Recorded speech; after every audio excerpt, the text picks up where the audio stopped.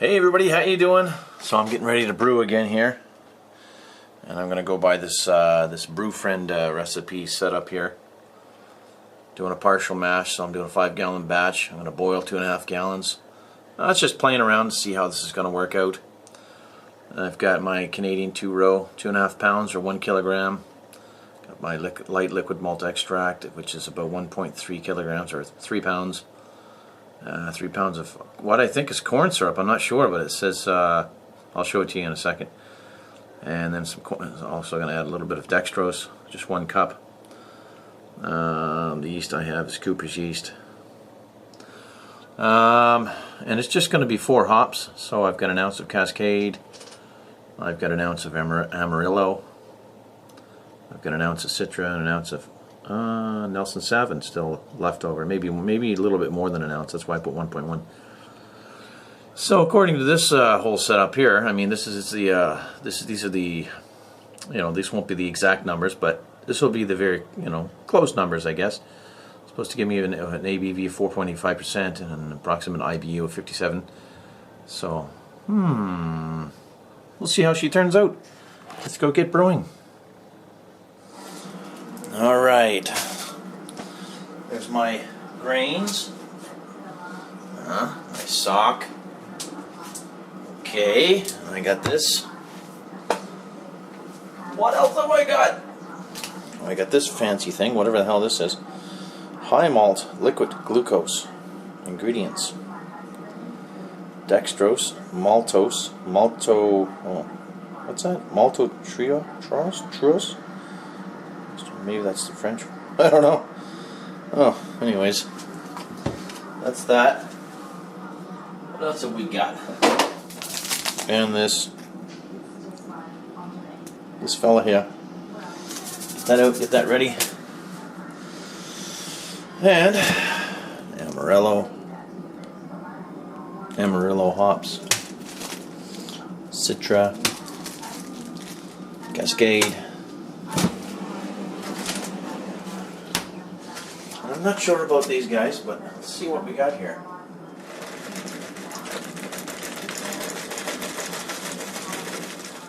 It's probably about an ounce, I guess, of the Nelson Sauvin. Maybe a little bit more than an ounce. That's an ounce bag. Right around there. Alright, let's get those grains in the bottom, in the bathtub. Alright, here goes for the monster bag of grains. Water's at 150, 150, 150. Yeah, right at 150. 50 Fahrenheit. You ready, Dar? 40 minutes steep. Okay, go ahead. Drop her in. Get down in there. Come on, get soaked. Whee! And we'll just wrap it here. Alright, that's on the go? Yep. Good, 40 minutes. Alright, here goes for my first hop addition. Here goes the Cascades. In you go. 30-minute boil. I'm doing a 30-minute boil and adding the hops in the last 15 minutes. There we go. Alright, here we go with the second hop addition. 20 minutes into the boil, the Amarillo. Whoa, boy, get in there. There you go. Alright, 25 minutes into the boil, and here we go, adding my ounce of Citra hops. Here we go. It seems like a little bit more than an ounce, but oh well. There we go. Oh boy. She's getting soupy now. Woo! Get off that spoon. Getting nice and soupy now. Only one more hop addition and then we're done. Time to cool her down. Last hop addition. Turn the boil off.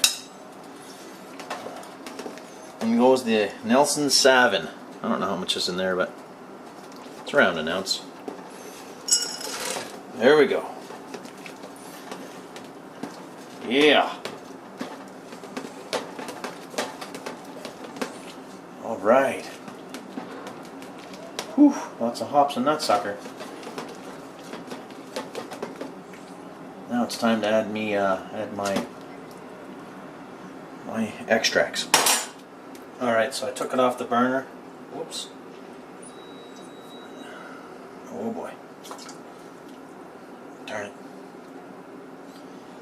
Oh. Alright, add in this, let's add in the extract. There we go. Let's add that stuff in. Took off the burner anyways, so. Okay, let's add in the glucose.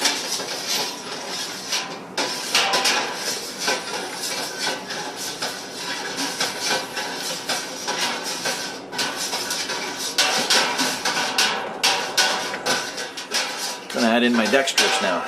There we go.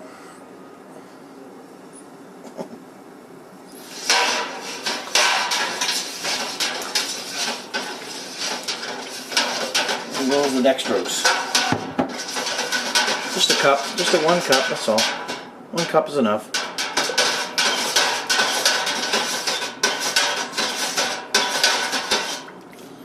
Alright, now we need to get this thing cooling down.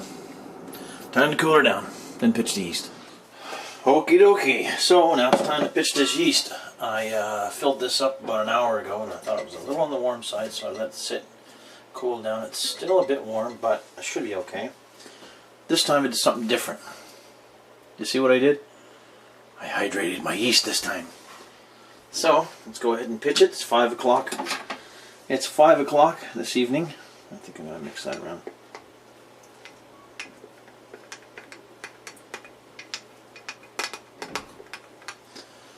It's 5 o'clock. And I'm going to pitch my yeast now.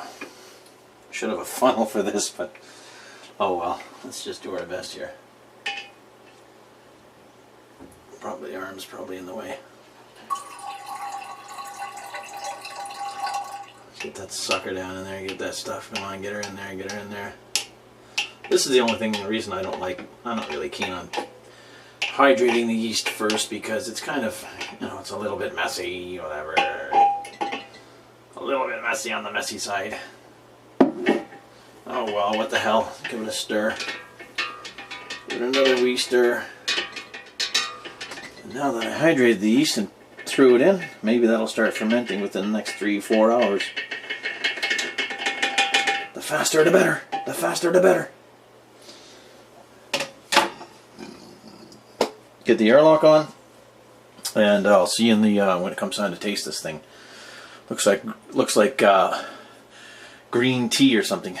Green tea muck. That's what it looks like. Cheers, everybody. 17. See you soon.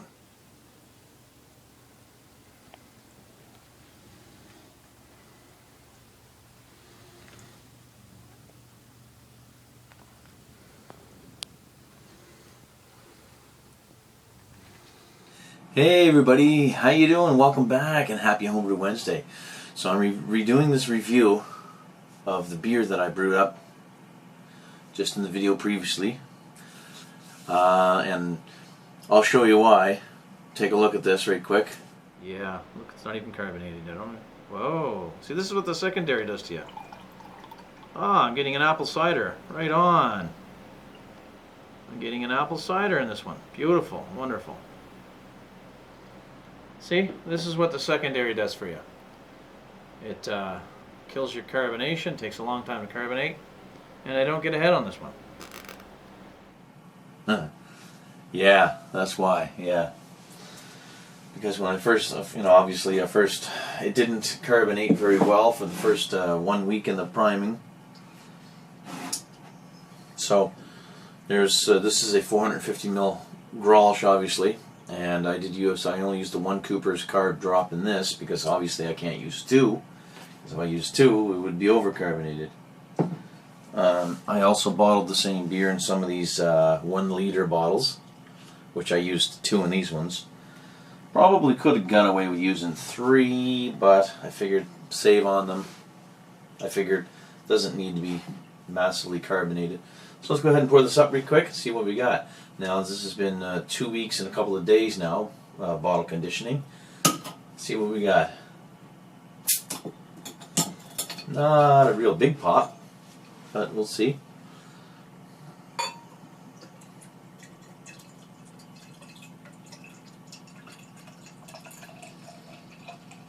Yeah, it looks like we're getting some carbonation in this baby now.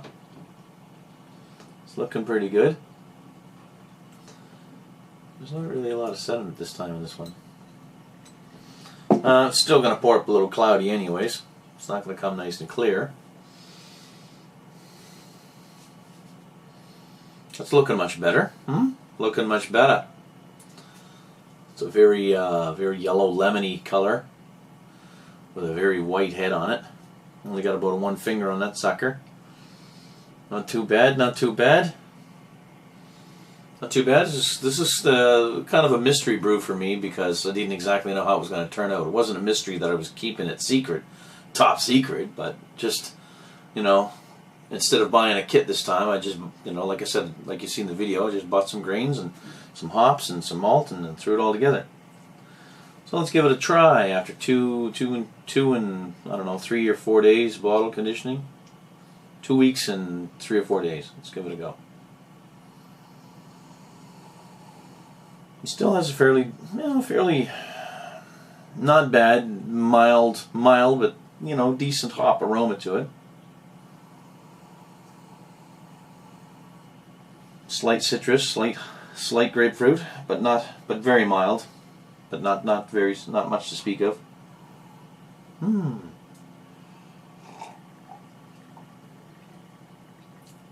Sorry, you should have said cheers. Cheers.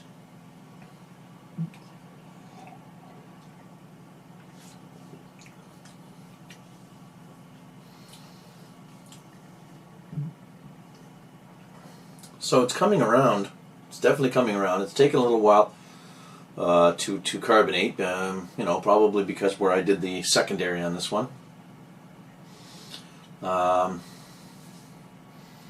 Yeah, it spent. I can't really remember the exact amount of days, but it spent nearly a week. You know, it spent close to a week in the primary, and then close to a week in a secondary. You know, pretty well 2 weeks.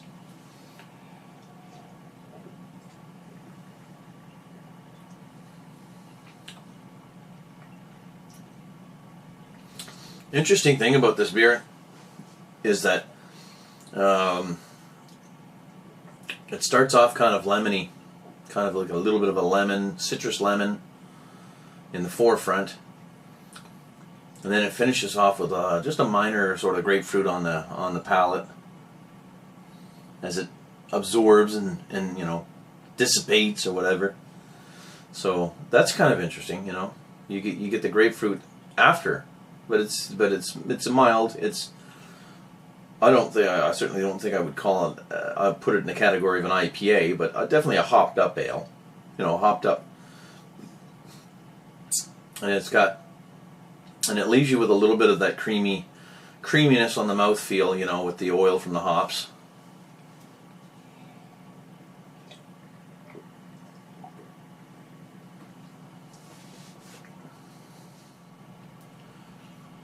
Well, I'm quite proud of this one, brewing this baby up, because you know, one thing for sure is that there's absolutely no off flavors at all in this one. Nothing. No off flavors, no strange esters, and no strange bitters.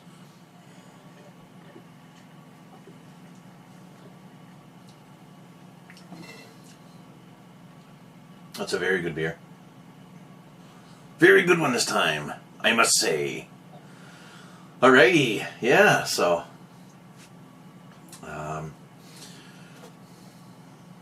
not really to get into the big topic of the kits versus partial grains or all grains, but hey, I've had more success when I add grains to my beer. When I at least add some special grains, I get a little better success than just using kits alone.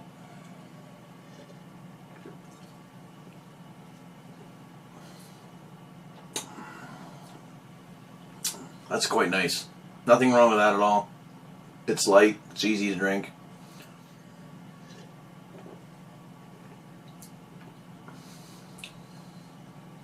Oh well, it's good. It's going down. Anyways, this is it.